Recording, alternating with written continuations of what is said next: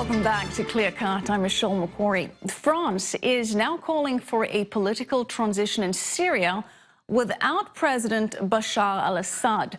The French foreign minister said the country cannot build peace with Assad and that the solution is a timeline for a political transition that would lead to a new constitution and new elections. But this is a new position for France. For more, let's bring in our senior diplomatic correspondent, Nina Larsen, joining us live from the United Nations. And Nina, this certainly seems to be a big change in the French position. Emmanuel Macron initially said that there should be no preconditions for talks.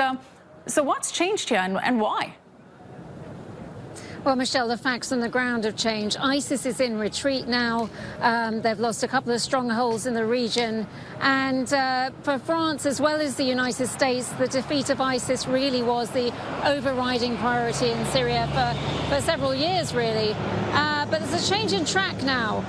You're quite right. The foreign minister has said that they should be pushing for world powers to really find some kind of transitional process that will leave Assad out in the cold and not be part of a future Syria. The foreign minister went as far as to say, look, he's murdered most of his population or forced them to flee the country. There should be no place for President Assad in a future more stable Syria. And to add to this, Emmanuel Macron spoke to President Erdogan of Turkey at the weekend, and his proposition to him was to try and organize some kind of contact group right here at the United Nations in a couple of weeks when world leaders are here to attend the annual UN General Assembly to tackle the future of Syria. And that would be a major step forward for France in inserting itself into a future peace process. Right, indeed.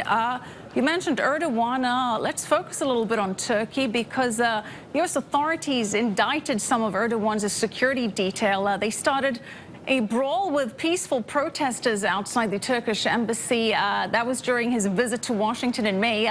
The footage was rather dramatic. How has Erdogan reacted to this? Well, quite predictably, Michelle, he says this is a scandal. He's been very forthright about this, but he has to say that, of course, to his domestic supporters in Turkey.